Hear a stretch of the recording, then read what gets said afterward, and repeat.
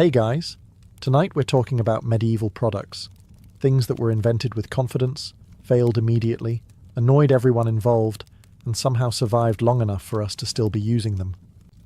So before you get comfortable, take a moment, like the video and subscribe, but only if you genuinely enjoy what I do here. And let me know in the comments where you're tuning in from and what time it is for you. It's always fascinating to see who's joining us from around the world. Medieval toothpaste was not designed to care for teeth.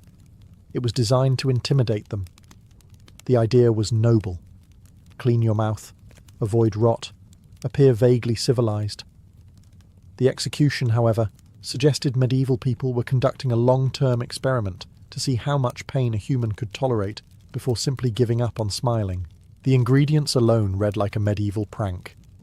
Crushed animal bones, burnt shells, wood ash, salt, charcoal, occasionally powdered brick, because when your dental plan is already unhinged, why not commit fully? These substances were mixed into gritty powders or pastes and rubbed directly onto teeth using fingers, cloth, or what can only be described as medieval optimism. This did technically remove plaque. It also removed enamel, dignity, and any joy associated with having a mouth. Brushing was not refreshing. It was an event. People did not freshen up. They braced themselves. The sensation has been described by historians as unpleasant, abrasive, and deeply regrettable, like chewing sand while someone whispers encouragement. And medieval people noticed. They were not fools. They noticed their teeth becoming sensitive. They noticed bleeding. They noticed that drinking anything remotely warm or cold now felt like a personal attack. Many responded logically by stopping entirely. Others continued brushing out of fear that not brushing would somehow be worse, which is a very medieval approach to problem solving. Here is the real failure. Toothpaste did not significantly improve dental outcomes. Teeth still rotted. Gums still receded. Infections still happened.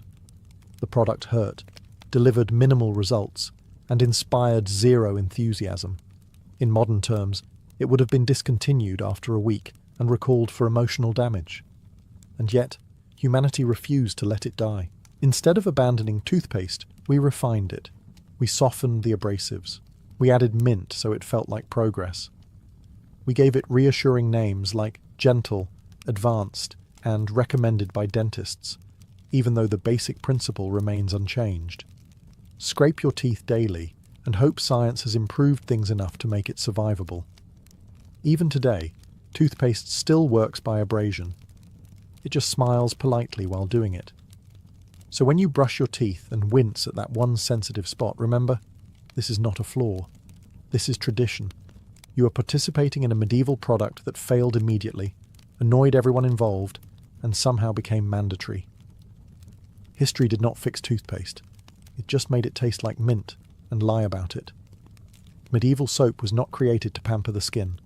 It was created to win a fight against dirt.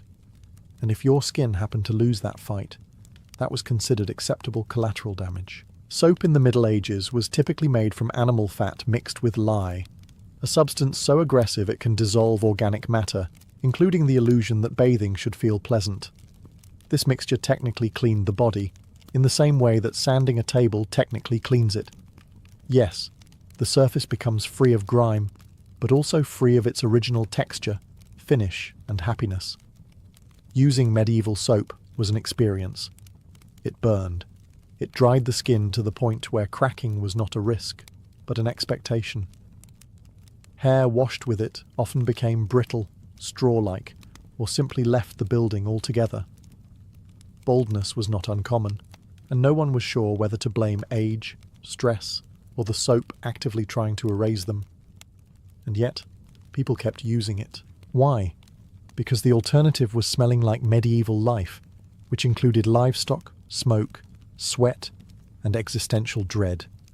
Soap may have hurt, but it hurt less than social exile.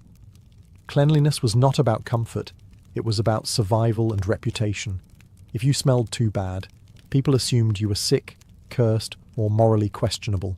Here is where soap truly failed. It was inconsistent. Some batches cleaned reasonably well.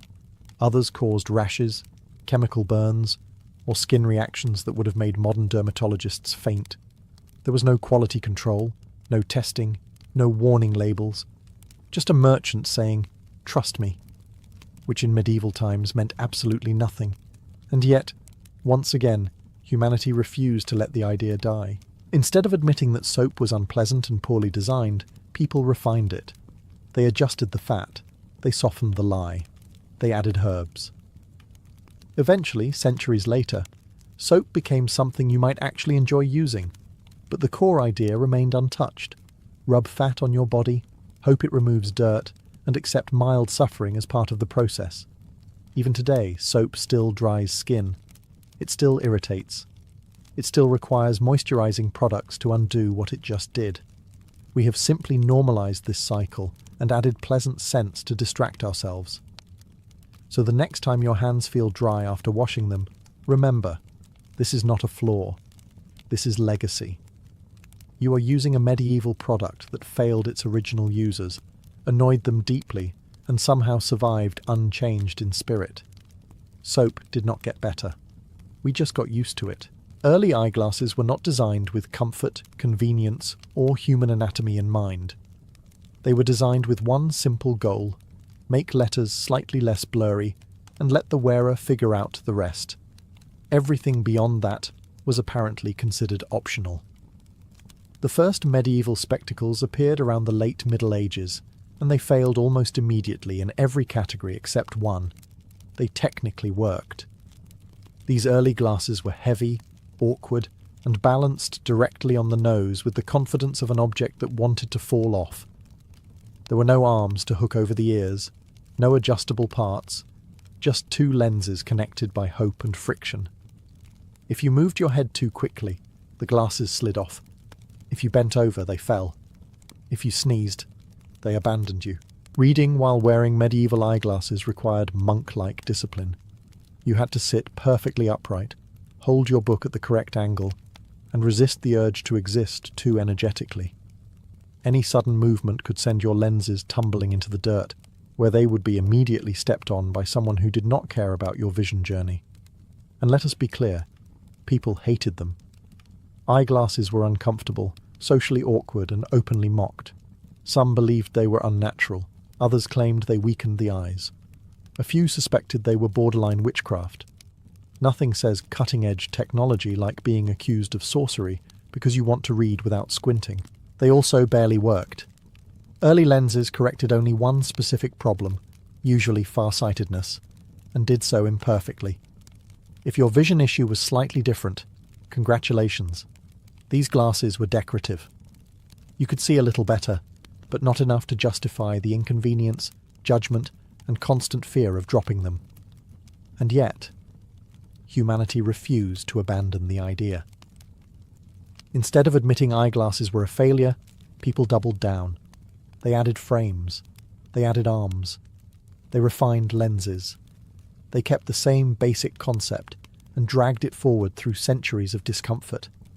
Even now, glasses slip, pinch, fog up, scratch, and break at the worst possible moment. We complain constantly. We still wear them. Eyeglasses are the perfect medieval failure product. People disliked them from the beginning. They were uncomfortable, unreliable, and socially risky. But they solved just enough of a problem that no one could justify throwing them away. So when your glasses slide down your nose or fog up the moment you step outside, remember, this is not bad design. This is tradition. Medieval alarm clocks were invented for people who hated sleeping too long, but were apparently fine with mild terror. These devices were not designed to wake you gently. They were designed to interrupt your existence with just enough chaos to force consciousness. Early alarm mechanisms came in many deeply questionable forms. Some used weights that slowly descended overnight until they triggered a bell. Others involved candles marked with nails or metal balls that, once the wax burned down, would drop onto a plate with a dramatic clatter. The idea was simple. Noise equals waking. Precision was optional. Safety was negotiable. Accuracy was optimistic. Medieval alarm clocks did not care what time it actually was. They cared only that something happened eventually.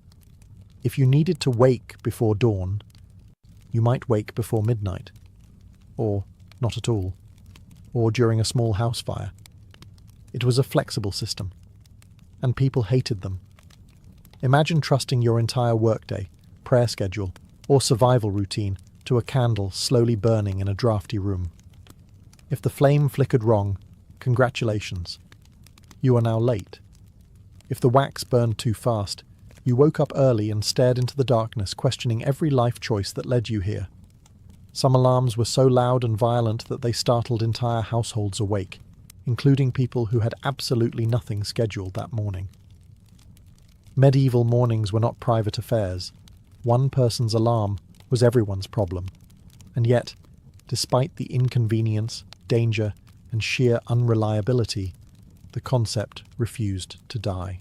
Instead of saying, perhaps humans were not meant to be shocked awake by collapsing objects, people doubled down. They refined the idea. They added gears, springs, bells, eventually electricity. Now we use phones that scream at us every morning like emotionally distant medieval bells with Wi-Fi, and we still hate them. No one enjoys alarm clocks. We dread them. We negotiate with them. We hit snooze like it is a legally binding contract. Entire industries exist to make alarms gentler, softer, or more natural, which is humanity quietly admitting that the original idea was a mistake. But the core concept remains unchanged. Artificial noise forces wakefulness. Wakefulness leads to productivity. Productivity justifies suffering. Medieval alarm clocks failed at comfort, accuracy, and user satisfaction. They succeeded only in one thing: making sure people woke up against their will. That single success was apparently enough to carry the product through centuries. So tomorrow morning, when your alarm goes off and you feel instant resentment, remember, this is not modern inconvenience. This is medieval heritage ringing in your ears. Medieval candles were not romantic. They were not cozy. They were not atmospheric. They were barely functional sticks of disappointment that happened to be on fire. Most medieval candles were made from animal tallow, rendered fat taken from cows or sheep. This meant they smelled faintly of livestock, smoked aggressively, and dripped molten grease everywhere like they were actively trying to ruin your furniture. Beeswax candles existed, but those were expensive and mostly reserved for churches, nobles, or people who wanted to flex their wealth through illumination. Lighting a candle did not create a soft glow. It created a small, flickering argument between flame, smoke, and gravity. Tallow candles burned unevenly, bent under their own heat, and showered hot wax onto tables, floors, hands, and occasionally faces. People did not relax by candlelight. They monitored it nervously. The light itself was underwhelming. One candle barely illuminated a room. 2 candles meant luxury. 3 candles meant you were either wealthy or doing something suspicious. Reading by candlelight was difficult, eye-straining, and often accompanied by coughing as smoke gathered near the ceiling like an unwanted house guest. And yet, candles were everywhere. Why? Because there was no alternative. Oil lamps required oil. Torches were dangerous indoors. Candles, as awful as they were portable, controllable, and only mildly catastrophic. So people tolerated them, complained constantly, and kept using them. Candles failed at efficiency. They failed at cleanliness. They failed at comfort. They failed at safety. Medieval records mention fires caused by candles with alarming frequency, usually followed by phrases like tragic accident and everything burned down. And still, humanity refused to let them go. Instead of abandoning candles, we refined them. We improved wicks. We cleaned wax. We reduced smoke. And then, centuries later, something strange happened. We started buying them voluntarily. We labeled them relaxing. We scented them. We lit them during baths and called it self-care, completely forgetting that medieval people would have associated candlelight with sore eyes and the constant fear of house fires. Candles are the perfect medieval failure product. They never worked particularly well. They annoyed everyone. They were dangerous, messy, and inefficient. But they survived. So the next time you light a candle and sigh contentedly, remember, you are enjoying a product that once smelled like a barn, burned down houses, and existed purely because people had no better option. History did not improve candles. It just convinced us to like them. Medieval mattresses were not designed for rest. They were designed for lying down, which medieval people apparently considered good enough. Comfort was not a design goal. Comfort was a rumour. Most medieval mattresses were large fabric sacks stuffed with straw, hay, dried leaves, or whatever plant matter had not already been eaten by livestock. If you were wealthy, you upgraded to feathers, which sounds luxurious until you realise those feathers flattened within days and stabbed you repeatedly through thin cloth like tiny judgmental needles. Sleeping on a medieval mattress was less restful slumber and more negotiation with gravity. The stuffing shifted constantly. You lay down comfortable, woke up partially on the floor, and spent the night adjusting like a rotisserie chicken that had regrets. Straw was especially unforgiving. Broken stalks poked through fabric, scratched skin, and occasionally drew blood. Insects loved it. Rodents moved in. Mold settled quietly. If your mattress started smelling strange, congratulations. Something had probably moved in permanently. And medieval people knew this. They complained endlessly. Writings from the period describe beds as uncomfortable, itchy, and unreliable. Mattresses flattened quickly and required constant refilling, which meant dragging in fresh straw and repeating the process like a seasonal curse. Here is where the product truly failed. Mattresses did not improve sleep quality. People woke up sore, stiff, and tired. Back pain was common. Good rest remained elusive. In modern terms, medieval mattresses had terrible customer satisfaction and zero quality control. And yet, humanity refused to abandon the idea. Instead of questioning whether sleeping on sacks of plant matter was wise, people doubled down. They improved the fabric. They experimented with stuffing. They layered mattresses. Eventually, centuries later, we arrived at foam, springs, and memory materials that still somehow fail to satisfy everyone. We still complain about mattresses. Too soft, too firm, too hot, too expensive. Somehow, after 800 years, we are still arguing about how to sleep comfortably. The medieval mattress failed immediately. It was uncomfortable, unhygienic, and exhausting. But the core idea, stuffing something soft into a sack and lying on it, was never questioned. So when you wake up sore and blame your mattress, remember, this is not modern inconvenience. This is medieval design philosophy, alive and well in your bedroom. Medieval pillows were not designed for comfort. They were designed to exist near your head and occasionally remind you that comfort was not a medieval priority. The idea of a soft, supportive cushion cradling your neck would have sounded suspiciously luxurious, possibly sinful, and almost certainly unnecessary. Early pillows were often stuffed with straw, rags, or rough feathers, and sewn into stiff fabric sacks that flattened almost immediately. Some were so firm they bordered on architectural features. Others were lumpy enough to qualify as terrain. Either way, waking up refreshed was not part of the experience. And if you were poor, you might not have had a pillow at all. You used folded clothing, a wooden block, or your arm. If you were wealthy, congratulations. You had a pillow that still hurt, just with better stitching. Comfort did not scale with income. It merely changed textures. In some regions, pillows were intentionally hard. The logic was that softness encouraged laziness, vanity, or spinal misalignment, depending on who you asked. There was also a belief that soft pillows caused moral weakness, which is a bold claim for an object that barely supported your head in the first place. Pillows also failed hygienically. They absorbed sweat, oils, drool, and whatever insects decided to move in. Washing them was rare. Drying them properly was even rarer. Over time, pillows developed personalities, none of them pleasant. If your pillow smelled odd, That was normal. Everything smelled odd. Despite all this, medieval people kept pillows. Not because they worked well, but because the idea of something under the head was hard to abandon. The product failed at softness, failed at cleanliness, and failed at durability, but it survived as a concept. Fast forward to today, and we are still arguing about pillows. Memory foam versus down, firm versus soft, cooling versus supportive.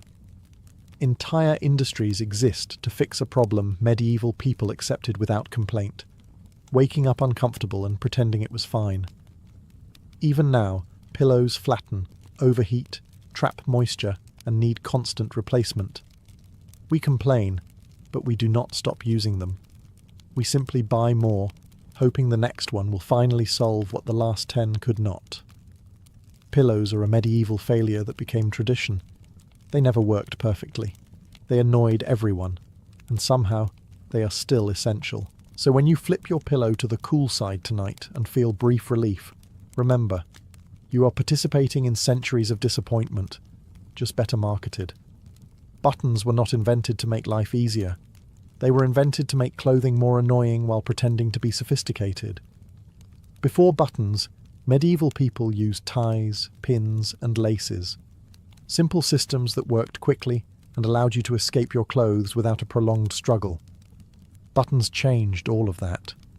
Early buttons appeared in the Middle Ages as decorative status symbols, not functional fasteners. They were small, fiddly, and proudly inefficient. Instead of securing garments quickly, they demanded time, precision, and patience. 3 things medieval life was already running dangerously low on. Buttoning a tunic could take several minutes. Undoing it took even longer.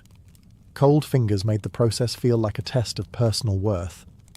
Drop a button, and it vanished into the straw-covered floor forever, joining a lost civilization of other tiny objects sacrificed to inconvenience. And yet, buttons spread. Why? Because they looked refined. Buttons suggested wealth, tailoring, and leisure. The kind of leisure required to stand still while someone else fastened you into your outfit like a human parcel. The more buttons you had, the more it signaled that you were important enough to waste time. Functionally, buttons failed. They popped off. They broke. They loosened. They offered no flexibility if your weight changed, which medieval diets were famously unpredictable about. Laces adjusted, pins adapted, buttons judged silently. Buttons also made laundry worse. Washing garments with buttons risked damage, tangling, or breakage. Repairing them required skill, thread, and eyesight. All things medieval peasants did not have in abundance. Despite this, humanity doubled down. Instead of admitting that buttons were inferior to faster systems, we embraced them. We added more buttons, smaller buttons, decorative buttons that did absolutely nothing. Even today, clothing includes buttons that exist purely to look busy while contributing nothing to function. We still struggle with them. We still lose them. We still get annoyed when one pops off in public. Buttons are the perfect medieval failure product. Slow, unnecessary, fragile, and irritating, yet socially powerful enough to survive unchanged in principle for centuries. So the next time you button a shirt and feel that tiny flicker of frustration, remember, this is not poor modern design. This is medieval fashion, winning an argument it never deserved to win. Medieval public toilets were not designed for hygiene. They were designed for containment, and even that goal was approached with alarming optimism. The basic idea was simple. Designate a hole, convince people to aim for it, and trust gravity to solve the rest. Science was not invited to this meeting. Most medieval public toilets were long wooden benches, with multiple holes cut into them, positioned over pits, rivers, or flowing water if someone was feeling ambitious. There were no dividers, no privacy, no personal space. Using the toilet was a communal activity, whether you wanted it to be or not. Conversation happened, eye contact happened, regret happened. Cleanliness was theoretical. These toilets were rarely cleaned, frequently overflowing, and always aromatic. The smell was not unpleasant. It was structural. It clung to buildings. It drifted through streets. It announced itself long before you arrived, giving you time to reconsider your life choices. Disease spread easily, but medieval people did not connect toilets with illness in any meaningful way. If you got sick, that was God, fate, or bad air. Not the whole everyone was using repeatedly all day. The concept failed spectacularly at sanitation, health, and dignity. And yet, the idea survived. Instead of abandoning shared toilet spaces, humanity kept them. We refined the pits, added water, added pipes, added flushing, added signs asking people to wash their hands, because apparently that still needed clarification centuries later. Modern public bathrooms are objectively better, and yet they still inspire discomfort, anxiety, and avoidance. We still hesitate before entering. We still judge cleanliness instantly. We still avoid touching surfaces whenever possible. The medieval experience lives on emotionally, if not structurally. Public toilets have never been loved. They have always been tolerated. They fail at comfort. They fail at privacy. They fail at peace of mind. And yet they are unavoidable, because the alternative is far worse. Medieval public toilets were a failure because they solved one problem while creating several new ones. They removed waste from sight, but not from life. They gathered people together at their most vulnerable moment and called it infrastructure. So the next time you enter a public restroom and feel a wave of hesitation, remember, this discomfort is not modern, it is inherited. You are participating in a medieval solution that barely worked then and only slightly works now. History did not fix public toilets. It just added doors and hoped you would not think too hard about it. Medieval umbrellas were not designed to protect you from the weather. They were designed to make a philosophical statement. Specifically, I am trying something and I regret it already. Early umbrellas were heavy, awkward, and deeply offended by wind. They were often made with wooden frames, stiff fabric, and absolutely no understanding of aerodynamics. Opening one in a breeze was less an act of protection and more an invitation to wrestle with nature in public. They barely worked. Rain still found its way in from the sides. Wind flipped them inside out long before that was a recognized engineering flaw. And when they broke, which they did enthusiastically, they broke spectacularly, snapping ribs and collapsing like disappointed spiders. Socially, umbrellas were a disaster. Carrying one marked you as strange, pretentious, or suspiciously foreign. Many people believed umbrellas were unmanly, impractical, or an insult to God's weather decisions. If it was raining, you were expected to accept it. Shielding yourself was viewed as soft behaviour. Despite this, umbrellas persisted. Why? Because on a calm day, in a gentle drizzle, standing perfectly still, they sort of worked. And humanity has always been willing to tolerate 90% failure if something works 10% of the time and looks vaguely sophisticated while doing it. Umbrellas also failed at portability. They were large, rigid, and inconvenient to carry when not in use, which was most of the time. People dragged them around like uncomfortable walking sticks, bumping into others and apologizing constantly. And yet, instead of abandoning the idea, we refined it. We added collapsible frames. We lightened materials. We improved fabric. We pretended this solved the core issue, even though modern umbrellas still invert, break, and abandon you the moment weather becomes emotionally intense. We still lose them. We still forget them. We still buy cheap ones knowing they will die within weeks. Umbrellas are a medieval failure product that survived on pure optimism. They never fully solved the problem they were designed for. They simply offered the illusion of control over rain, an illusion humans find deeply comforting. So the next time your umbrella turns inside out in public while you quietly fight it back into shape, remember, this is not poor modern engineering. This is medieval stubbornness unfolding above your head. Medieval locks were not designed to stop criminals. They were designed to make honest people feel optimistic. The basic idea was comforting. Place a piece of metal between your belongings and the rest of the world, and sleep better at night. The reality, unfortunately, was far less reassuring.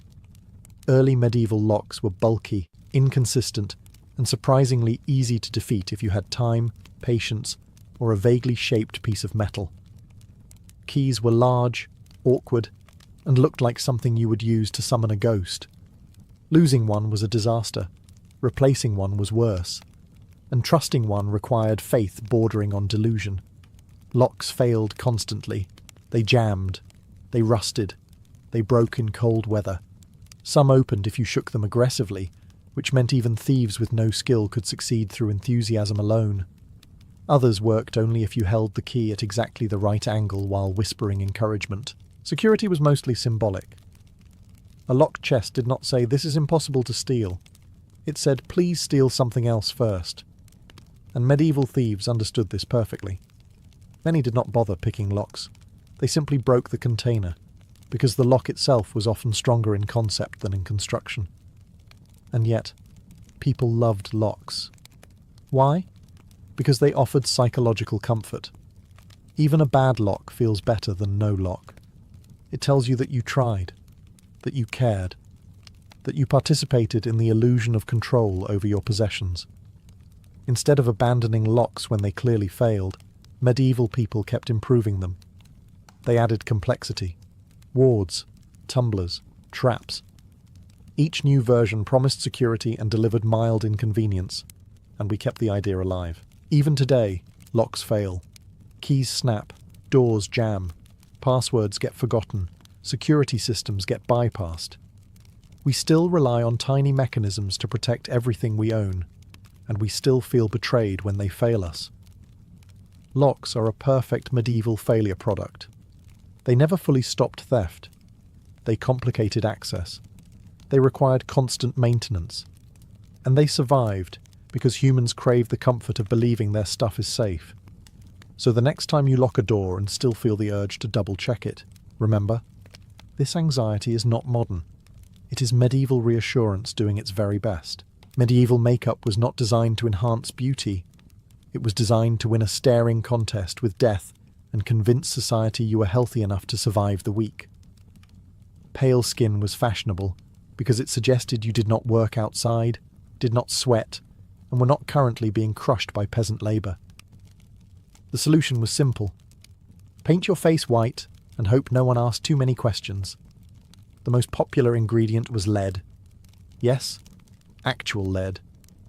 Ground into powders and applied generously to the face, it created the desired ghostly pallor while slowly poisoning the wearer. Skin damage, hair loss, tooth decay, and neurological problems followed. Medieval people noticed the side effects. They just decided beauty was worth it. Rouge was no better. Made from crushed insects, toxic minerals, or plants that absolutely should not have been rubbed on skin, it irritated faces and caused rashes. Lips cracked, cheeks burned. But the colour looked fashionable for a few hours, and that was apparently enough. Makeup failed completely at safety. It failed at skincare. It failed at long-term health. In modern terms, this product would have been recalled immediately and banned by every regulatory body on Earth. And yet, humanity refused to stop. Instead of abandoning makeup when it actively harmed users, people refined it. They removed the worst poisons. They replaced them with slightly less poisonous substances. Eventually, we reached a point where makeup mostly does not kill you, which is a low but impressive bar. Even now, makeup still irritates skin. It clogs pores, it causes breakouts, it requires entire removal routines to undo the damage it just did. We apply products in the morning and spend the evening repairing the consequences, just like medieval users did, only now with better lighting and more mirrors. Makeup is a medieval failure product because everyone knew it was bad. They saw the damage, they experienced the pain, they complained, and they kept using it anyway because social pressure mattered more than comfort or health. So the next time your skin reacts badly to a cosmetic product and you sigh in resignation, remember, this is not modern inconvenience. This is medieval beauty standards refusing to die. Medieval medical bandages were not designed to heal wounds. They were designed to make everyone feel like something was being done, which in medieval medicine counted as success. The basic idea was simple. If something is bleeding, wrap it. With what? Whatever cloth was nearby. Old linen, rags, torn clothing. Sometimes bandages were reused because laundry was difficult and optimism was strong. Cleanliness was not a requirement. Faith was. These bandages trapped dirt, moisture, and bacteria with impressive efficiency. Instead of protecting wounds, they created warm, enclosed environments where infections could thrive happily. If a wound became red, swollen, or started smelling strange, that was considered a normal stage of healing, or a sign that God was deeply involved. Medieval people noticed that wounds often worsened after being bandaged. They noticed fever, pain, and spreading infection. They noticed limbs turning colours that limbs should not turn. And yet the practice continued. Why? Because doing nothing felt worse. Bandaging gave structure to care. It gave patients hope. It gave healers the appearance of competence. Removing a bandage felt irresponsible, even if keeping it on was slowly destroying the patient. And here is where the product truly failed. Bandages were often paired with substances that made things worse. Honey, herbs, wine, animal fat, sometimes helpful, sometimes disastrous. There was no way to tell. Medical outcomes were treated like surprise endings. In modern terms, medieval bandages had catastrophic side effects and wildly inconsistent results. They failed at sanitation. They failed at healing. They failed at preventing infection. But they succeeded at one crucial thing: ritual. Instead of abandoning bandages, humanity refined them. We cleaned the cloth, sterilized it, improved materials. But the core medieval idea remains untouched. Wrap the wound and trust the process. Even now, bandages trap moisture. They irritate skin. They occasionally cause infection if left too long. We still argue about whether to let a wound breathe or keep it covered, a debate medieval people were unknowingly having without the vocabulary.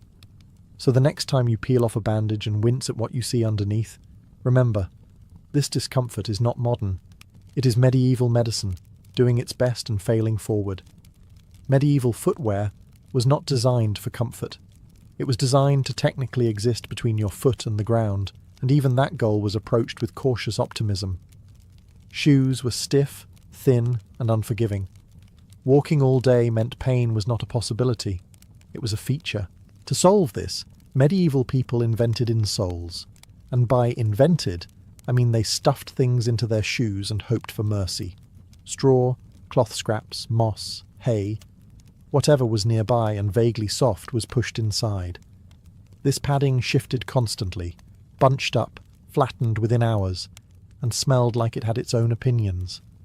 At first it felt better, briefly. Then the stuffing migrated. One step later, all the cushioning was under your toes. 2 steps later, it vanished entirely. By midday, you were walking on bare leather again, except now your shoe also contained damp organic matter, slowly becoming a science experiment. Insoles failed at durability. They failed at stability. They failed at hygiene. Wet straw inside a shoe did not dry quickly. It rotted. It attracted insects. If you removed it at the end of the day, you were greeted by a smell that suggested your foot had lived a full, independent life. And medieval people knew this. They complained. They replaced stuffing constantly. They accepted that walking hurt and that foot comfort was a modern fantasy. Yet instead of abandoning insoles, they kept them, because even temporary relief was better than none. This is where the failure becomes impressive. Instead of questioning whether stuffing plants into shoes was a flawed concept, humanity refined it. We replaced straw with felt, felt with cork, cork with foam, foam with gel, and somehow, after centuries of innovation, people still complain about insoles not working properly. Too soft, too firm, too thin, too bulky. Sound familiar? Modern insoles still flatten. They still shift. They still smell. We still remove them occasionally and question our life choices. The materials changed, but the experience did not. Footwear insoles are a medieval failure product that survived through pure desperation. They never fully solved the problem they were created for. They simply made walking slightly less miserable for a short period of time, which, in medieval logic, counted as success. So the next time your feet ache and you consider buying new insoles, remember, this disappointment is ancient. You are walking in medieval footsteps, literally and emotionally. Medieval paperwork was not designed to make life easier. It was designed to exist, multiply, and slowly drain the will of everyone involved. The moment medieval societies discovered paper records, they immediately asked the most dangerous question in human history. What if we wrote this down? Again. Charters, permits, tax records, guild memberships, land deeds, church documents, everything required paper. And not just one copy, multiple copies, stored in different places, written by hand, slowly, painfully, often incorrectly. The process failed at efficiency immediately. Copying documents took hours, days, sometimes weeks. Mistakes were common, corrections were messy. Entire disputes erupted over spelling errors or smudged ink. If a document was lost, burned, stolen, or eaten by rodents, congratulations. History had just reset your legal existence. And medieval people hated it. Records from the period are filled with complaints about clerks, delays, confusing language, and endless repetition. People travelled long distances only to be told they were missing a document they had never been informed existed. Sound familiar? Good.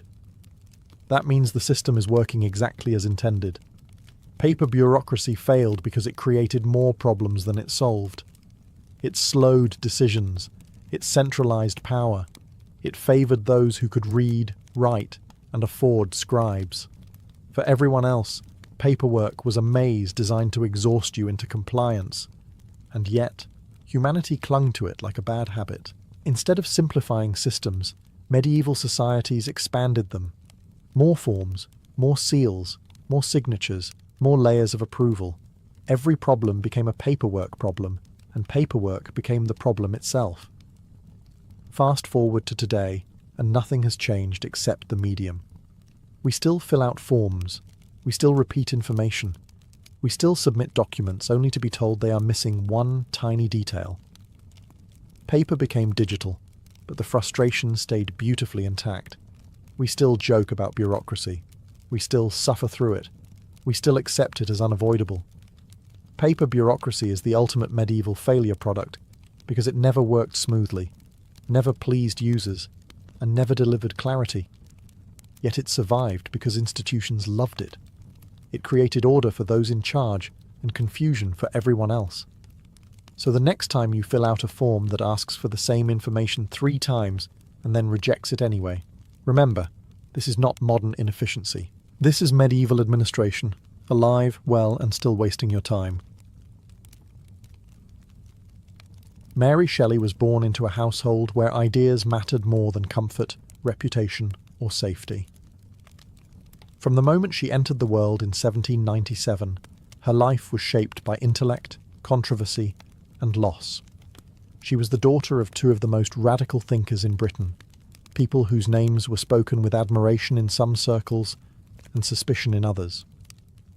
Her father, William Godwin, believed society could be rebuilt through reason, education, and moral improvement. Her mother, Mary Wollstonecraft, had written one of the most daring books of the age, arguing that women were not naturally inferior, merely denied education and independence. Mary never knew her mother. Wollstonecraft died just 10 days after giving birth, leaving behind a newborn daughter and a legacy that would loom over Mary's entire life. From childhood onward, Mary grew up haunted by an absence she could never fill. She would later visit her mother's grave to read, write, and think, treating it as both shrine and classroom. Death was not an abstract concept in her early life. It was personal, immediate, and formative. Her father raised her surrounded by books, debates, and visiting intellectuals. The house was often filled with writers, philosophers, and political radicals, all arguing about revolution, justice, and the future of humanity. This was not a gentle or sheltered upbringing. Godwin believed children should be shaped by reason rather than discipline, but his ideals did not always translate into warmth. Mary was intellectually stimulated, but emotionally lonely, especially after her father remarried. Her stepmother favoured her own children, and Mary often felt like an outsider in her own home. Still, books became her refuge. She absorbed history, poetry, philosophy, and science at an early age, developing an imagination fueled by both knowledge and isolation. She learned early that ideas had consequences, that bold thinking could bring admiration, but also condemnation. This lesson would follow her throughout her life. From the very beginning, Mary Shelley stood at the intersection of creation and loss, brilliance and sorrow. She was born into a world of revolutionary thought, but also into a silence left by death. That tension, between intellectual ambition and emotional pain, would one day give birth to one of the most enduring stories ever written. By the time Mary Shelley reached her mid-teens, she was already restless. The world inside her father's house felt cramped, not physically but emotionally. Ideas flowed freely, but affection did not. It was during this vulnerable period that she met a man who seemed to embody everything she longed for: passion, rebellion, and poetic fire. His name was Percy Bysshe Shelley. Percy was already married when they met, which in early 19th century England was not a minor inconvenience, but a social landmine. He was known as a radical poet, an atheist, and a political troublemaker, exactly the sort of person respectable society warned young women to avoid. Naturally, Mary fell in love with him almost immediately. He treated her as an intellectual equal, encouraged her writing, and spoke of freedom with the intensity of someone determined to live by his ideals, no matter the cost. Their relationship quickly became a scandal. Mary's father, despite his radical philosophy, was horrified. He had written about free love in theory, but watching his teenage daughter run off with a married man was another matter entirely. Yet Mary was undeterred. In 1814, she and Percy fled England together, accompanied by Mary's stepsister, Claire Clairmont. It was less a romantic honeymoon and more a chaotic act of rebellion. Their journey through France, Switzerland, and Germany was difficult, uncomfortable, and often miserable. They travelled on foot, slept poorly, ran out of money, and faced constant uncertainty. But for Mary, this escape was intoxicating. She had chosen love and freedom over obedience, fully aware that society would never forgive her for it. At just 16, she had severed her place in polite society with remarkable resolve. The emotional toll was heavy. Letters from home went unanswered. Friends turned cold. Respectable doors closed permanently. Yet Mary learned something crucial during this period. Independence came at a steep price, but submission cost even more. She was no longer simply the daughter of famous thinkers. She was now the author of her own scandal. This period of exile hardened her. Love, she discovered, was not a fairy tale, but a force capable of destruction as well as inspiration. These lessons, about devotion, defiance, and consequence, would soon shape the darkest and most powerful ideas she ever put to paper. In 1816, Mary Shelley arrived in Switzerland expecting inspiration and beauty. What she encountered instead was darkness, literal and psychological. That year would later be remembered as the Year Without a Summer, caused by a massive volcanic eruption that filled the atmosphere with ash and blotted out the sun. Cold rain fell relentlessly. Skies stayed grey. Days felt unfinished. For Mary, the gloom seeped into everything. She and Percy Bysshe Shelley settled near Lake Geneva, not far from the rented villa of Lord Byron, already infamous for his excesses and genius. The group that gathered there, poets, lovers, and restless minds, spent their days trapped indoors, reading German ghost stories aloud by candlelight, arguing about science, life, and the soul. Conversations drifted toward electricity, galvanism, and the disturbing question of whether life itself could be artificially created. It was Byron who proposed a challenge. Each person should write a ghost story. At first, Mary struggled. Nights passed with no ideas, only unease. She felt like an observer rather than a creator, surrounded by towering male intellects. But her imagination was quietly assembling something far more powerful than a simple ghost tale. One night, unable to sleep, Mary experienced what she later described as a waking dream. She saw a pale student kneeling beside a thing he had assembled, watching it stir to life. The horror was not just in the creature, but in its maker, terrified by his own success. The image struck her with sudden clarity and became impossible to ignore. This was not a story about monsters in the traditional sense. It was about creation without responsibility, ambition without foresight, and the loneliness of being cast into the world unwanted.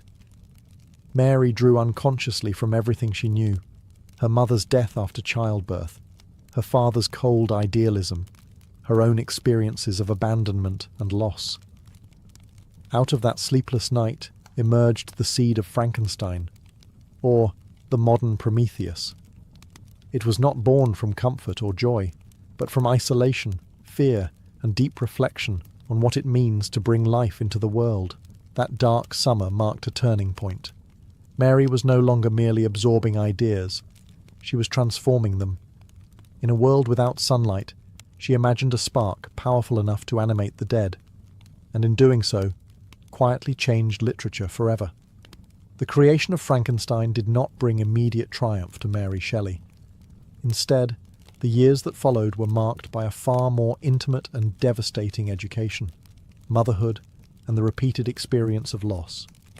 While still in her late teens, Mary became pregnant for the first time. The child was born prematurely and lived only a few days. Mary recorded the event in her journal with quiet restraint, but the pain beneath her words was unmistakable. She dreamed of the baby coming back to life, warmed by the fire. It was a haunting image, and one that echoed eerily with the themes already forming in her imagination. More pregnancies followed, and with them more tragedy. Of Mary's children, only one would survive into adulthood. Each loss deepened her understanding of grief, responsibility, and the cruel randomness of existence. These were not abstract ideas to her. They were lived realities. While Percy Shelley pursued poetry and ideals with relentless energy, Mary was often left to bear the physical and emotional consequences of their shared life. The contrast between creation and destruction became inescapable. To give life was to risk unbearable pain. To love deeply was to invite devastation. These experiences sharpened the emotional core of Frankenstein, transforming it from a clever philosophical experiment into something far more human. The creature's abandonment, its longing for connection, and its rage at being rejected all carried the weight of Mary's personal losses. During this period, Mary also faced social isolation. She was judged harshly for her unconventional life, blamed for moral transgressions others freely committed. Respectable society saw her as reckless, improper, even dangerous.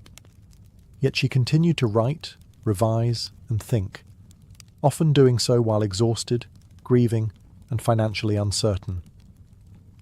In 1818, Frankenstein was finally published, anonymously. Many readers assumed the author was a man. Some critics praised the novel's originality while condemning its disturbing ideas. Others were unsettled by the fact that such a dark and philosophical work could have come from someone so young.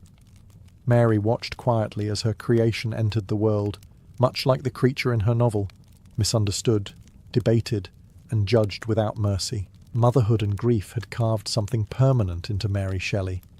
They stripped away youthful illusions and replaced them with a deeper, darker clarity. Life, she learned, was fragile, creation was dangerous, and love carried consequences no one could fully control. As Frankenstein began to circulate and stir conversation, Mary Shelley found that recognition did not translate into security. The novel attracted attention, controversy, and curiosity, but very little money. Most of the profits went to publishers, while Mary and her husband continued to live under constant financial strain. Fame, it turned out, was not a reliable source of food, warmth, or stability. In 1816, after years of scandal and uncertainty, Mary finally married Percy Bysshe Shelley. The marriage was made possible by tragedy. Percy's first wife had drowned herself, a death that cast a long shadow over their union. Though the marriage brought a degree of social legitimacy, it did little to ease their deeper problems. Percy remained brilliant, idealistic, and increasingly impractical. Money slipped through his hands almost as quickly as it arrived. He gave generously to friends, causes, and strangers, while Mary worried quietly about debts, children, and survival. Their relationship grew strained. Percy's emotional intensity could be exhausting, and his belief in free love often left Mary feeling insecure and sidelined. She admired his genius, but she also carried the burden of reality, arranging moves, managing finances, and enduring the consequences of his recklessness. While he wrote poetry aimed at eternity, Mary was forced to think about tomorrow. Despite this, she did not stop writing. She revised Frankenstein, contributed essays and reviews, and began work on new fiction. Yet her literary identity remained overshadowed by her husband's reputation. She was often introduced not as an author in her own right, but as Percy Shelley's wife, a label that quietly minimized her achievements. Poverty followed them wherever they went. They moved frequently, fleeing creditors and searching for cheaper living conditions. This instability deepened Mary's sense of displacement. Home was never permanent, and safety always felt provisional. Still, these years refined her voice. She became sharper, more disciplined, and more aware of the cost of idealism when divorced from responsibility. This period forced Mary Shelley to confront a harsh truth. Imagination alone could not sustain a life. Creation required endurance. Genius demanded sacrifice. And love, no matter how passionate, could erode under the weight of hunger, grief, and unmet expectations. The tension between vision and survival would remain a central theme in both her life and her work. By the early 1820s, Mary Shelley and Percy Bysshe Shelley left England for Italy, hoping distance might solve what proximity had failed to fix. Italy promised beauty, warmth, and a lower cost of living. It also offered escape from creditors, judgment, and the ghosts of their earlier choices. For a time, the move felt almost successful. The landscapes were luminous, the cities ancient and alive, and the intellectual circles stimulating. Yet beneath the surface, the same fractures remained. Italy became a place of contrasts. There were moments of genuine happiness, long walks, shared reading, conversations about art and history. But these were punctured repeatedly by tragedy. 2 of Mary's children died there, taken by illness in quick succession. The losses hollowed her. Grief became routine, something endured rather than processed. Percy, overwhelmed and guilt-ridden, retreated further into idealism, poetry, and emotional distance. Their marriage began to feel less like a partnership and more like coexistence. Percy's belief in emotional freedom led him into intense attachments with other women, arrangements he justified philosophically, but which wounded Mary deeply. She was expected to be understanding, enlightened, modern, yet she remained human. Love, she learned again, could be rationalized into cruelty. Mary continued writing, though often in emotional isolation. She worked on novels such as Valperga, drawing on Italian history and political struggle, but the public reception was lukewarm. Critics compared her unfavorably to her husband, dismissing her work as secondary, derivative, or overly intellectual for a woman. The irony was sharp. She was criticized both for thinking too much and for not being brilliant enough. Italy, once imagined as renewal, slowly became associated with loss. The sunlit landscapes could not soften the accumulating grief. Each death, each disappointment, stripped away another layer of youthful optimism. Mary matured rapidly, not through choice but necessity. Still, something crucial was forming. These years sharpened her understanding of endurance.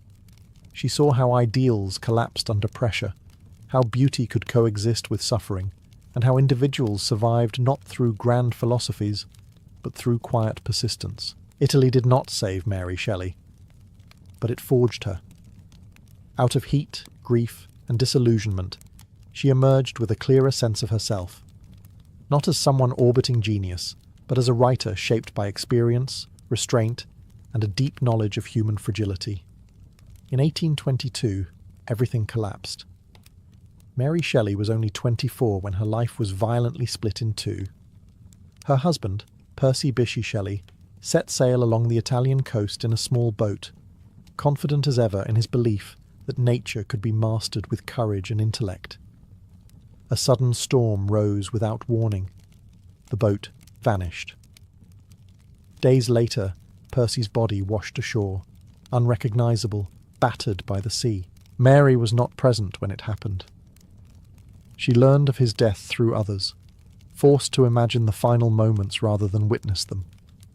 The shock was absolute. Percy had been many things: brilliant, careless, exhausting, inspiring.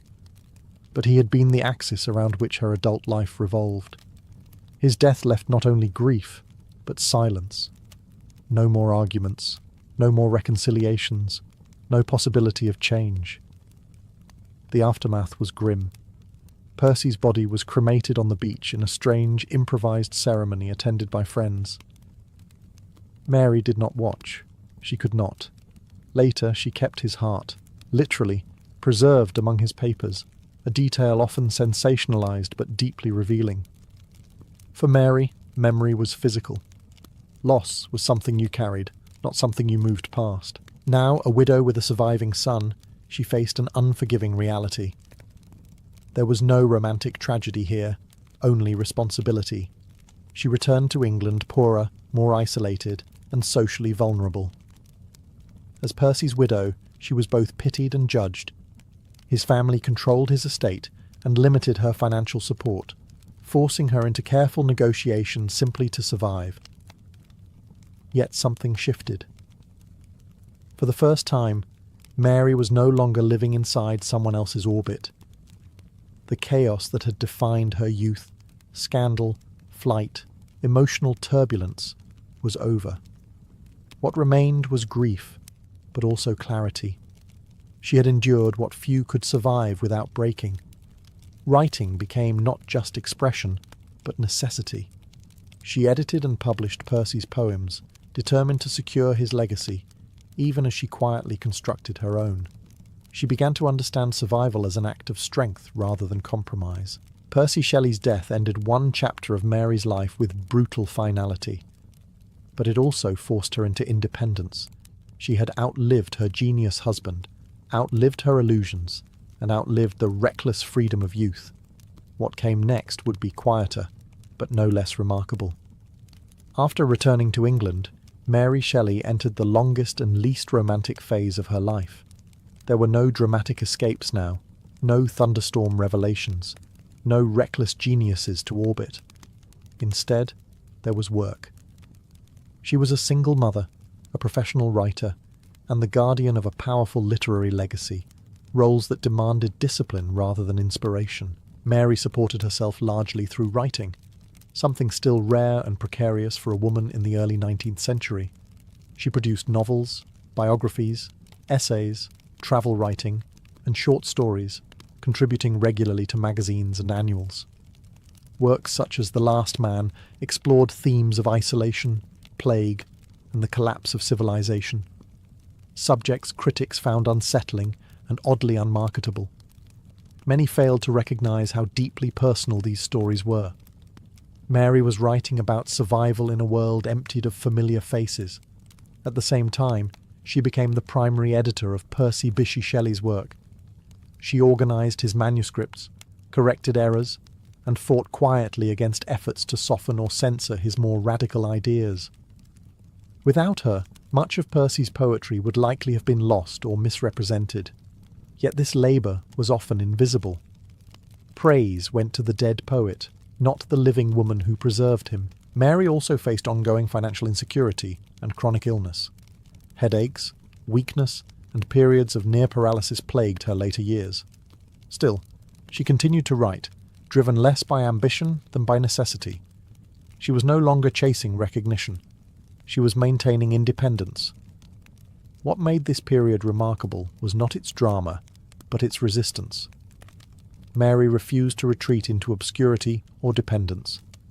She did not remarry, despite opportunities that might have eased her financial burdens. Instead, she chose autonomy in a society that discouraged it. Quietly, persistently, she lived the principles her parents had once written about. Though critics often dismissed her later work, Mary Shelley remained intellectually engaged and politically aware. She followed revolutions abroad, supported reformist causes, and never abandoned the belief that literature could shape moral thought. This chapter of her life lacked spectacle, but it demonstrated something rarer than youthful rebellion: endurance. Mary Shelley proved that survival itself could be a radical act, and that creation did not end with tragedy, but could continue patiently against the odds. By the time Mary Shelley reached her final years, she had become a strange contradiction in the public imagination. Famous, yet misunderstood. Celebrated, yet quietly sidelined. To many readers, she remained the teenage girl who had written Frankenstein during a stormy summer. To others, she was still primarily the widow of a great poet. Rarely was she seen for what she truly was: a lifelong professional writer who endured loss, scandal, poverty, and illness without surrendering her independence or intellect. Mary spent her later years caring for her son, Percy Florence Shelley, whose future she guarded fiercely. Ensuring his stability meant navigating complex relationships with Percy Shelley's aristocratic family, managing limited finances, and maintaining her reputation in a society that never fully forgave her youthful defiance. Respectability, once denied to her, became a tool she used strategically rather than a value she worshipped. Her health steadily declined. Chronic pain, weakness, and neurological symptoms made daily life difficult, yet she continued reading, thinking, and writing for as long as she was able. She revised earlier works, reflected on her past, and watched as Frankenstein took on a life entirely its own.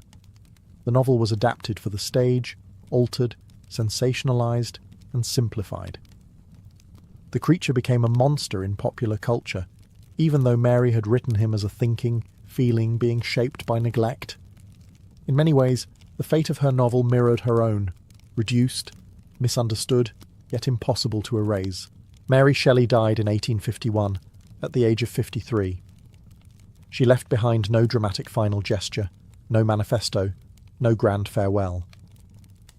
What she left instead was something far more durable, a body of work that continued to ask uncomfortable questions. What do creators owe their creations? What happens when society abandons responsibility in the name of progress? How much loneliness can a human endure before turning bitter or cruel? Over time, her reputation shifted. Scholars began to recognize her philosophical depth, her political awareness, and her influence on science fiction, Gothic literature, and feminist thought. She was no longer just the woman behind Frankenstein. She was a thinker shaped by grief, survival, and relentless observation. Mary Shelley outlived nearly everyone who once defined her. In doing so, she claimed something rare for a woman of her era: authorship of her own life. And that, perhaps, was her greatest creation. Long before glass pyramids and hushed galleries, the Louvre began its life as something far more practical and far more brutal. In the late 12th century, Paris was not yet the elegant capital of culture it would become. It was a growing medieval city vulnerable to invasion, especially from the northwest. To protect it, King Philip Augustus ordered the construction of a massive stone fortress on the city's edge, right where the Louvre now stands. This original Louvre was not built to inspire. It was built to intimidate. Thick limestone walls rose from the ground, reinforced by towers and surrounded by a defensive moat fed by the Seine. At its heart stood a huge central keep, cold, windowless, and imposing. Soldiers patrolled its ramparts, weapons ready, while below them the city lived under the constant reminder that royal power was never far away. The fortress served as both shield and warning. From here, the king could watch the river traffic and control access to Paris. It was a statement of authority carved into stone. Inside, conditions were harsh. This was no palace of comfort. The rooms were dark, damp, and designed for defence, not beauty. The Louvre's earliest corridors echoed not with footsteps of tourists, but with armour, boots, and the tension of siege preparedness. Yet even in this early phase, the Louvre began accumulating layers, both physical and symbolic. Prisoners were held within its walls. Treasures and royal records were stored here, guarded like military assets. The building became a vault of power, secrecy, and fear. What lay behind its walls was not meant to be seen by the public. As Paris expanded, the city slowly grew around the fortress. Streets crept closer. Markets flourished nearby. What was once a frontier defence became swallowed by urban life. The Louvre no longer stood at the edge of civilization. It stood at its centre. And with that shift came a crucial transformation. By the time later kings looked at the grim old fortress, they saw not just stone and battlements, but potential. The walls that once kept enemies out could now keep courtiers in. The stronghold of war would slowly become a residence of power. But deep beneath the modern museum, traces of this first Louvre still remain. Medieval foundations, hidden passages, and the ghostly outline of the old keep lie buried below polished floors, silent proof that the world's most famous art museum was born not from beauty, but from fear. As the medieval city tightened its grip around the old stronghold, the Louvre began to feel out of place. By the 14th century, Paris was no longer a frontier town. It was a political and cultural centre, and its kings no longer wanted to live in cold stone fortresses designed for war. They wanted comfort, ceremony, and visibility. The transformation began under King Charles V, who looked at the grim medieval Louvre and decided it was time for reinvention. Charles V did not tear the fortress down. Instead, he softened it. Towers were reshaped, windows were enlarged to let in light rather than arrows. Interiors were remodelled to include private chambers, libraries, and spaces for courtly life. For the first time, the Louvre became a place where a king actually lived, not just ruled from a distance. The former military outpost slowly evolved into a royal residence. This shift changed the building's atmosphere entirely. Where soldiers once stood watch, courtiers now whispered. Where weapons had been stored, tapestries were hung. The Louvre became a stage for power rather than a shield against it. The king's presence turned the structure into a symbol of stability, culture, and authority, at least on the surface. But the past was never fully erased. Beneath the new decorations, the old fortress remained. Secret stairways, thick walls, and narrow passages continued to shape daily life. The palace was still a place of control. Access to the king was carefully regulated, and the architecture reinforced hierarchy. Who stood where, who entered which room, and who waited in the shadows, all of it mattered. The Louvre also became a repository of royal wealth. Manuscripts, jewels, ceremonial objects, and archives were stored within its walls. Power was no longer just military. It was cultural, symbolic, and bureaucratic. The building reflected that change perfectly. As generations passed, each ruler altered the Louvre to suit personal tastes and political needs. Some expanded it, others neglected it. But none could fully escape its layered history. The building had become a living archive of monarchy itself, part fortress, part palace, part labyrinth. By the end of the medieval period, the Louvre stood at a crossroads. It was no longer a place of war, but it was not yet a temple of art. It was something in between, a royal machine, humming quietly with intrigue, ambition, and the constant performance of power. The next great transformation of the Louvre came not from caution, but from ambition. When King Francis I returned from his Italian campaigns in the early 16th century, He came back changed.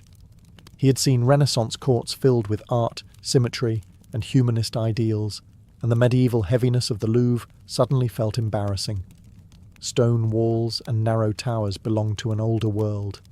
Francis wanted splendour. Rather than patching the old palace, he began dismantling it. The great medieval keep, the very heart of the original fortress, was demolished. In its place rose elegant facades inspired by Italian Renaissance design. Columns replaced battlements. Proportion replaced brute strength. The message was clear. Royal power no longer needed to hide behind walls. It could announce itself through beauty. This was not merely an architectural update. It was a political statement. Francis I wanted France to rival Italy as the cultural leader of Europe, and the Louvre would be his proof. He invited artists, architects and thinkers to his court, including the aging Leonardo da Vinci, whose works would later form the core of the royal collection. Art became an extension of monarchy, a way to project intellect and legitimacy. Inside the palace, space was reorganized around ceremony. Grand staircases controlled movement. Long galleries allowed processions of courtiers to be seen and judged. Nothing was accidental. Architecture became choreography, guiding bodies and eyes toward the king. To be visible at the Louvre was to exist. To be excluded was political death. Yet even as the Renaissance palace rose, the building's old secrets remained buried below. Medieval foundations still supported the new elegance. Hidden rooms and forgotten passages lingered beneath marble and plaster, reminders that the past was never fully destroyed, only covered. The Louvre became a place of contradictions. It celebrated human creativity while reinforcing absolute power. It displayed beauty while quietly enforcing hierarchy. Art softened authority, but it also magnified it. This period set the tone for everything that followed. The Louvre was no longer just where kings lived. It was where kings performed. And in turning stone into spectacle, Francis I permanently altered the purpose of the building, transforming it into a monument not only to power, but to image, legacy, and control. By the late Renaissance, the Louvre had become less a home and more a pressure chamber. It was magnificent on the surface, filled with art, ceremony, and ritual, but beneath the elegance pulsed constant tension. To live at the Louvre was to exist inside a web of surveillance, rivalry, and whispered ambition. Court life was theatrical, but it was also dangerous. Kings, queens, and nobles moved through carefully choreographed spaces where every gesture carried meaning. A misplaced word could end a career. A glance could spark a feud. Favour was currency, and access to royal chambers determined survival. The architecture reinforced this reality. Corridors narrowed deliberately. Rooms were layered with thresholds. Power was measured in proximity. It was during this era that figures like Catherine de' Medici wielded immense influence from within the palace. As queen, widow, and regent, she understood the Louvre not just as a residence, but as a tool. She hosted lavish entertainments while quietly arranging marriages, alliances, and eliminations. The palace became a chessboard, and the players rarely saw the whole game. Violence was never far away. Religious conflict between Catholics and Protestants seeped into court life, poisoning trust. In 1772, the nearby events of the St. Bartholomew's Day massacre stained Paris with blood. Though much of the violence unfolded in the streets, the Louvre was not untouched. Protestant nobles who had come for a royal wedding suddenly found themselves trapped within the palace. Some murdered in spaces meant for diplomacy and celebration. The walls that once defended against foreign armies now enclosed terror. Hallways echoed with running footsteps. Doors were barred. What had been a symbol of order became a cage. The palace's beauty did nothing to soften the brutality of power when it turned inward. Despite the danger, life at the Louvre continued. Banquets were held. Art was commissioned. Ritual persisted as if violence were merely another inconvenience. This was the true nature of royal power, its ability to absorb bloodshed without breaking stride. The Louvre's polished halls concealed fear, and its grandeur masked fragility. Kings ruled not from certainty, but from constant anxiety. Every smile hid calculation. Every celebration risked catastrophe. By the end of this period, the Louvre had become a monument to contradiction, a palace of beauty built atop paranoia. Its walls remembered everything, even when official history tried to forget. For all its splendor and history, the Louvre was ultimately rejected by the very monarchy that had shaped it. That turning point came under King Louis XIV, a ruler whose obsession with control would redefine royal power and quietly hollow out the Louvre. Louis XIV inherited a kingdom scarred by rebellion. As a child, he had lived through the chaos of the Fronde, a series of uprisings that had forced the royal family to flee Paris. The memory never left him. To Louis, the city represented danger, unpredictability, and the constant threat of defiance. The Louvre, sitting at the heart of Paris, was no longer a symbol of authority. It was a liability. His solution was radical. Rather than rule from within the city, Louis withdrew from it entirely. He transformed a modest hunting lodge outside Paris into the vast palace of Versailles, a place designed to isolate the king from the population and trap the nobility within an endless performance of loyalty. Power would no longer be negotiated in narrow corridors. It would radiate outward from a single, untouchable centre. When the court moved to Versailles, the Louvre was left behind, physically intact but politically obsolete. Its grand halls fell silent. Courtiers vanished. The rituals that once animated its rooms migrated west, leaving the palace in an uncomfortable limbo. It was no longer a royal residence, yet it was far too symbolic to abandon entirely. Instead, the Louvre was repurposed. Artists, academies, and royal workshops were installed within its walls.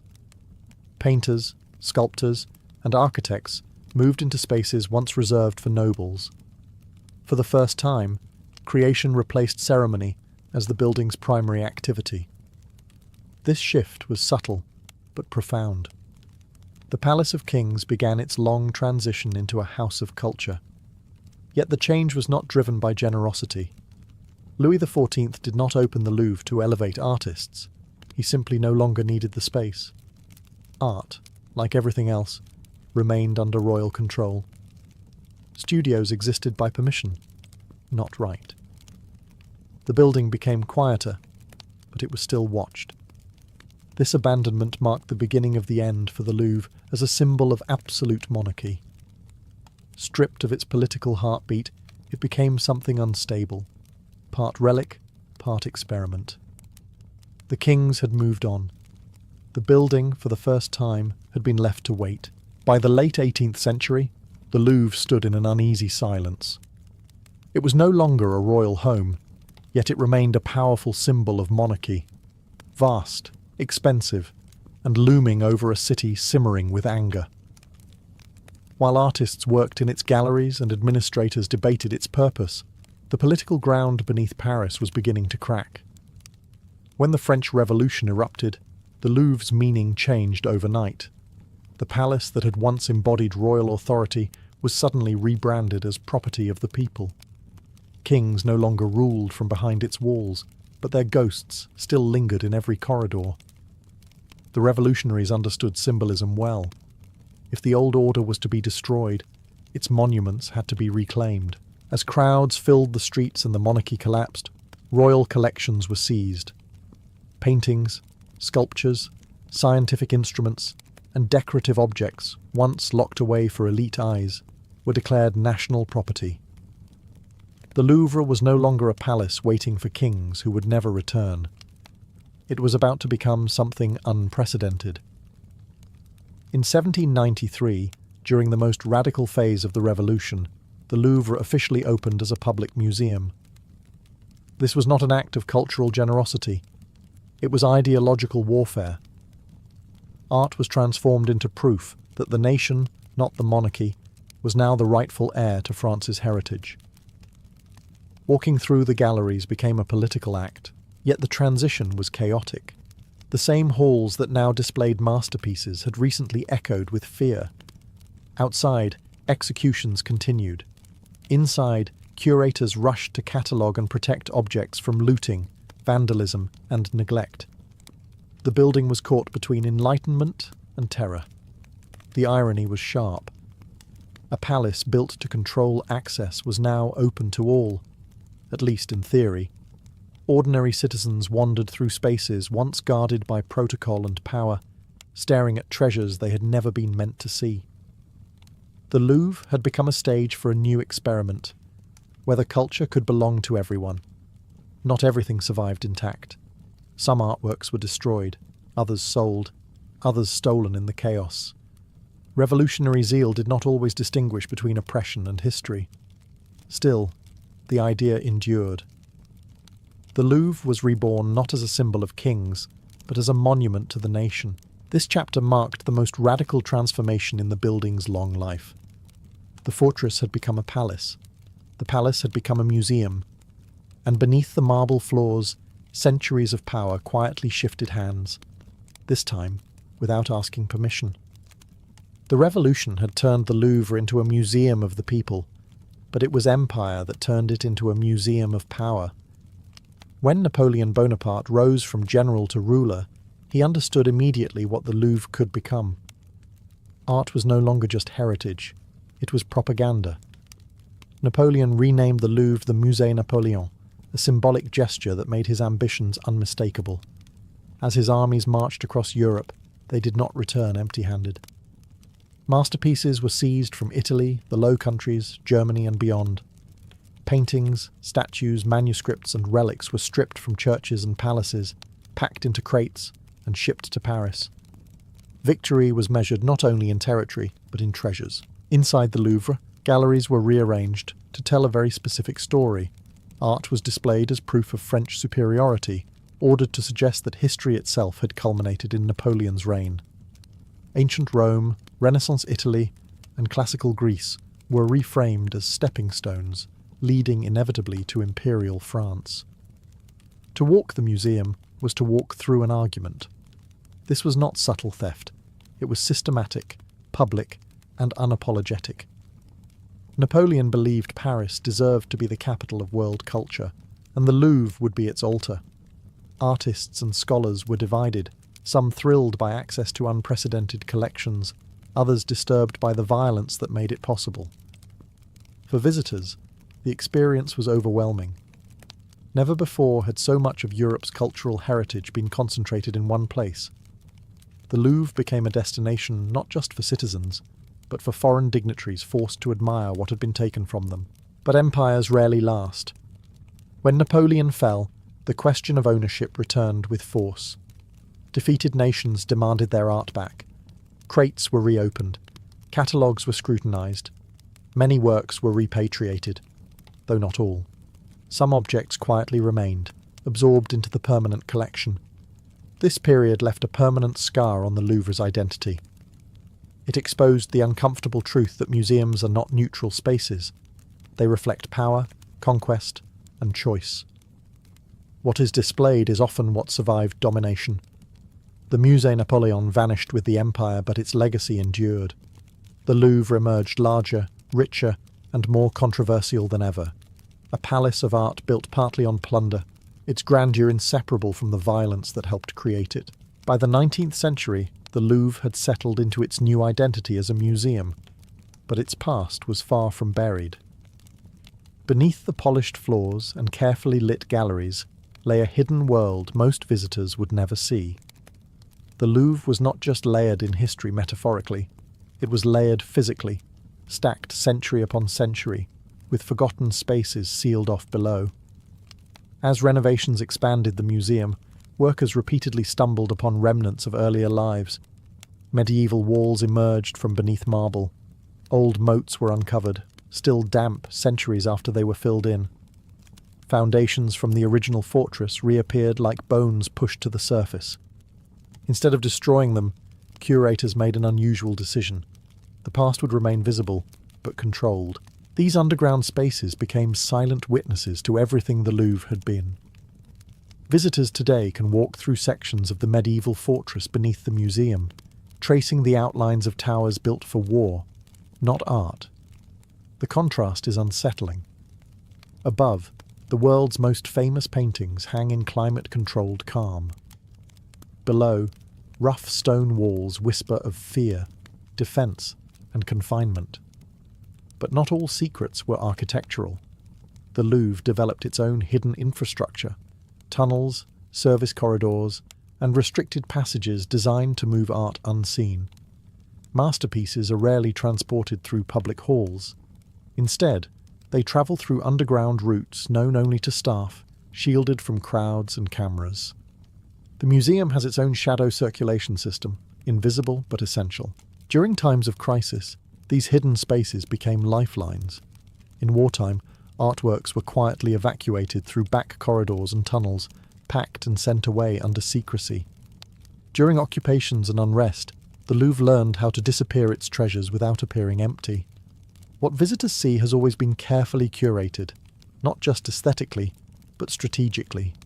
There are also stories that never made it into official records, objects mislabeled, works quietly removed, discoveries left unpublished because they complicated neat narratives. Museums present order, but they are built on decisions: what to show, what to hide, and what to forget. The Louvre's hidden past is not just about secret rooms. It is about control of memory. Every museum is an argument about history, and the Louvre's argument is reinforced by what lies beneath it. Above ground, the building celebrates civilization. Below, it preserves its anxieties. Fortress, palace, museum, none fully replaced the others. They coexist, stacked one on top of the next, reminding anyone who looks closely that the Louvre is not just a container of history, it is history itself, still holding its breath underground.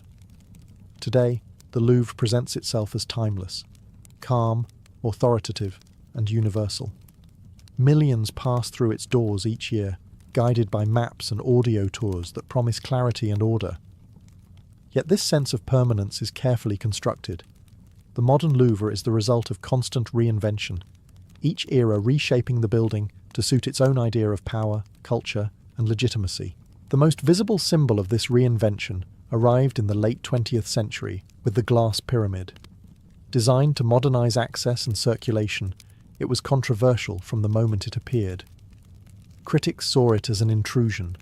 Supporters praised its symbolism. But beneath the debate was a familiar pattern: the Louvre once again adapting to remain central, relevant, and controlled. The pyramid did not replace the past. It reorganized how the public encounters it. What visitors see today is the end result of centuries of selection. Not just selection of art, but selection of narrative. Some objects are elevated to global icons. Others remain in storage, unseen. Entire histories are condensed into captions, while uncomfortable origins, looting, coercion, erasure, are often softened or omitted. This is not deception so much as design. Museums do not show everything. They never have. The Louvre's authority comes from its ability to frame history as settled. Walls are quiet. Labels are confident. The chaos that once defined the building, sieges, massacres, revolutions, is smoothed into chronology. Yet those events still shape what hangs on the walls and what does not. Security is omnipresent. Cameras watch every movement. Guards patrol with practiced calm. Climate systems hum constantly to preserve fragile objects. The fortress logic never vanished. It simply changed form. Where once walls protected kings, systems now protect artifacts. The purpose remains the same: preservation of power through control of space. And yet the Louvre also represents something genuine. It is a place where humanity confronts its own record, beauty alongside violence, genius alongside exploitation. Few buildings contain so much contradiction so openly. The Louvre did not become a museum by accident. It was shaped by rulers, rebels, empires, and curators, each leaving a layer behind. Fortress, palace, prison, workshop, museum. None erased the others. To walk its halls is to move through centuries of decisions about who owns culture, Who defines history, and who gets to look? The Louvre's hidden past is not hidden at all. It is embedded, quietly, permanently, in every stone beneath your feet.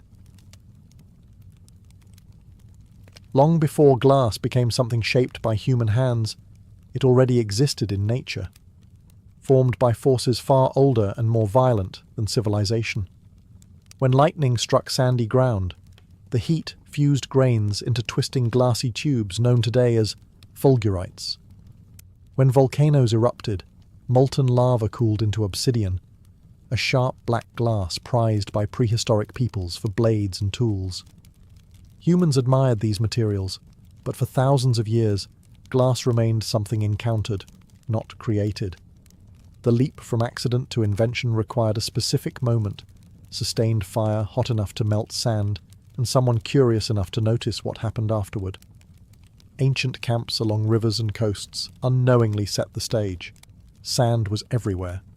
Fire was central to daily life. What was missing was control. According to a famous story recorded by Pliny the Elder, the invention of glass occurred by chance when merchants cooking on a beach used blocks of natron to support their pots.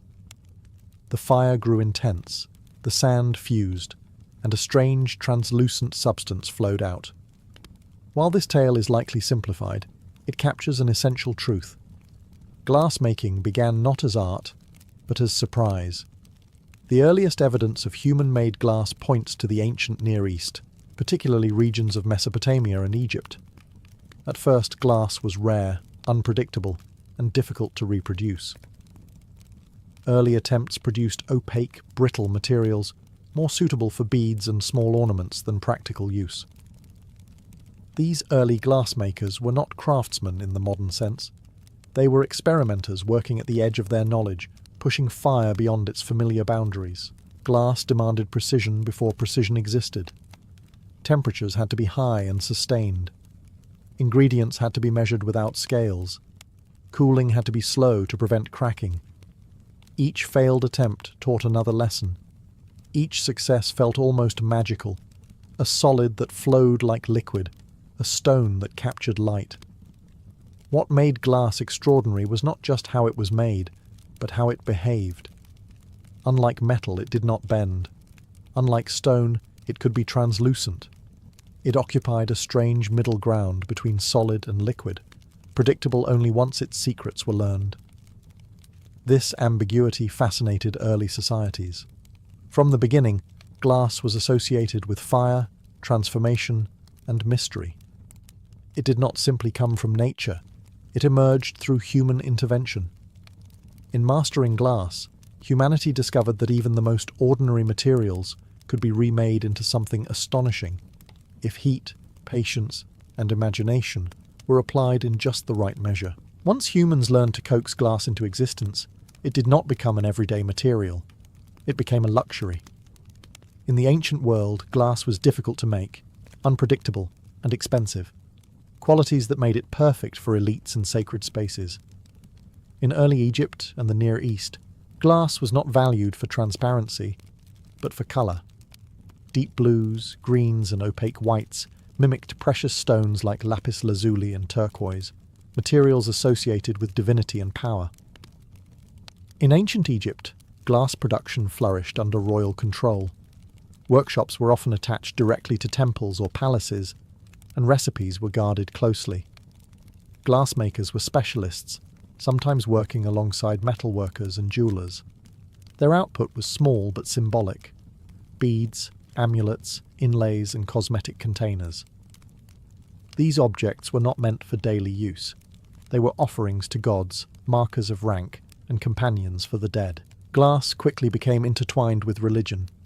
Egyptians believed colour carried meaning and power. Blue represented the heavens and the Nile. Green symbolized rebirth and regeneration. Glass, with its ability to hold colour permanently, was seen as a way to freeze sacred qualities into physical form. Amulets made of glass were placed on mummies, believed to protect the soul in the afterlife. In Mesopotamia, glass served similar roles. Kings used it to display wealth and connection to the divine order. Glass objects appeared in temples and royal treasuries, often alongside gold and ivory. Written tablets from the period describe glass-making recipes in cryptic language, reinforcing the idea that this knowledge bordered on alchemy. Glass was not just manufactured, it was conjured. What mattered most was rarity. Because glass was so difficult to produce consistently, owning it signalled control over both labour and knowledge. A glass vessel was proof that someone commanded fire itself. This is why early glass never replaced pottery or metal. It existed above them, not alongside them. These early societies did not yet imagine glass as something to look through. They saw it as something to look at. Its smooth surface, unnatural colours, and reflective sheen made it feel otherworldly. Light did not simply bounce off glass, it seemed to live inside it. At this stage in its history, glass was not about function, it was about meaning. It connected rulers to gods, the living to the dead, and humanity to the transformative power of fire. Only later would glass descend from temples and tombs into the hands of ordinary people and change the world in far more practical ways. The true revolution in glass did not come from priests or kings, but from engineers. When the Roman world expanded across the Mediterranean, it carried with it a hunger for scale, efficiency, and practicality. Glass was no longer expected to be rare or mysterious. It was about to become useful. This shift transformed glass from a sacred novelty into a material that reshaped daily life. Roman glassmakers inherited techniques from earlier cultures, but they improved them relentlessly. The most important breakthrough came with the development of glassblowing in the 1st century before the Common Era. By inflating molten glass through a hollow tube, artisans could shape vessels quickly and consistently. Production time dropped dramatically, costs fell. Glass stopped being exclusive. For the first time, glass vessels became common in homes, taverns, and markets. Cups, bottles, and storage containers appeared across the empire, from Italy to the provinces. Glass was hygienic, non-porous, and odourless, qualities that made it superior to clay for certain uses. Wine tasted like wine. Oils stayed pure. Everyday life quietly improved, but Rome's most radical use of glass was architectural. Thin sheets of translucent glass were set into window frames, especially in bathhouses and wealthy homes. These early windows were not perfectly clear, but they allowed light in while keeping wind and rain out. It was a subtle change with enormous consequences. Interior spaces became brighter. Architecture could now shape light itself. Glass altered how Romans experienced the world. Public baths glowed with filtered sunlight. Villas felt open yet protected. Boundaries between inside and outside softened. For the first time, people could look out without being exposed. Glass also became a symbol of refinement. Clear glass signalled technological mastery. It showed that raw materials could be purified, controlled, and standardized. Even imperfections, the bubbles and ripples, became marks of authenticity rather than flaws. Roman trade networks spread glass everywhere. Workshops emerged across the empire, each adapting styles and techniques to local tastes. Glass was no longer tied to one culture or religion. It became a shared material language. This was the moment when glass stopped imitating gemstones and began defining itself. Transparency changed everything. Light became a design element. Visibility became desirable. In mastering clear glass, Rome changed not just what people used, but how they saw, and how they thought about space, cleanliness, and comfort. Glass had left the temple and entered the home. And in doing so, it quietly redefined civilization. When the Roman Empire fractured, many technologies vanished with it, but glass did not disappear. Instead, it migrated. As imperial infrastructure collapsed in Western Europe, the knowledge of glassmaking survived in places where stability, scholarship, and skilled labour endured. Glass retreated from mass production and returned, temporarily, to something closer to a specialist craft. In the Eastern Mediterranean, the Byzantine Empire became a crucial guardian of glass-making knowledge. Constantinople inherited Roman techniques and refined them, especially in the production of coloured and gilded glass. Glass tesserae, small cubes used in mosaics, covered church interiors, transforming walls into fields of shimmering light. Here, glass was not transparent. It was luminous. Gold leaf trapped between layers of glass made saints and emperors glow as if lit from within.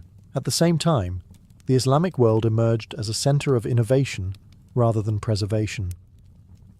From Syria and Egypt to Persia, glassmakers experimented boldly with chemistry and form. Islamic artisans developed new colours, improved clarity, and advanced decorative techniques such as enamel painting and lusterware. Glass vessels were inscribed with calligraphy, turning functional objects into carriers of poetry, prayer, and status. Unlike medieval Europe, where glassmaking became fragmented and limited, Islamic cities supported large workshops and encouraged experimentation. Scholars wrote treatises on materials and processes, treating glass not as mystery, but as science.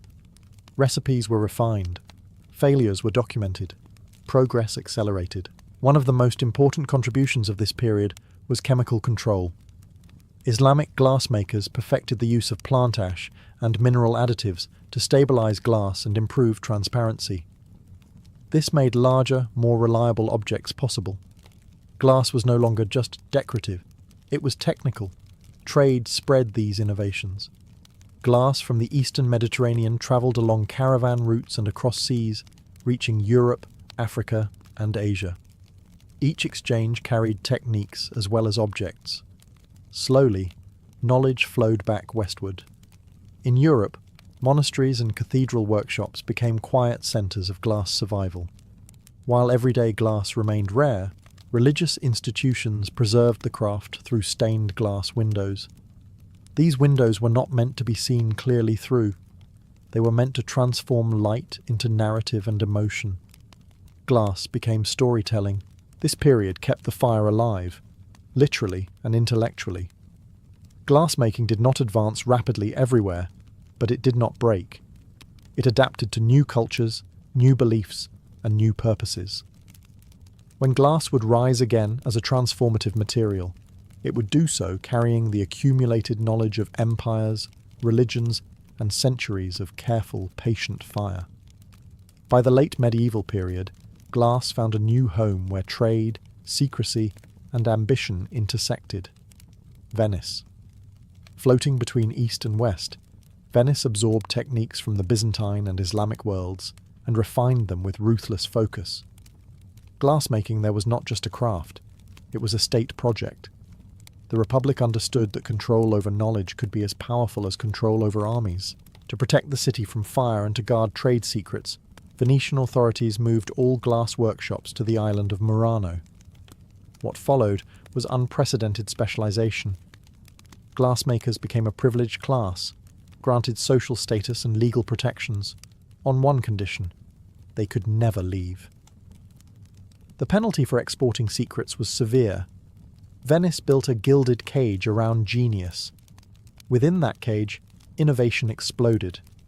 Murano artisans perfected cristallo, an ultra-clear glass that rivaled rock crystal. For the first time since Rome, clarity became an obsession. Vessels grew thinner, lighter, and more precise. Stems twisted like vines. Bowls flared like petals. Glass was no longer merely functional or symbolic, it was virtuosity made visible. Colour returned, but with new control. Milky Latimo imitated porcelain. Aventurine sparkled with copper flecks. Filigree threads were embedded inside transparent walls, freezing motion within solid form. These were not accidents of fire. They were calculated effects, achieved through exact timing and composition. Glassmaking had become choreography. Venetian glass spread across Europe as a luxury export. Courts competed to display Murano pieces on banquet tables and in cabinets of curiosity. Possessing Venetian glass signalled taste, wealth, and connection to the most advanced craftsmanship of the age. Imitators tried and failed to replicate it. Without the recipes, the results fell short.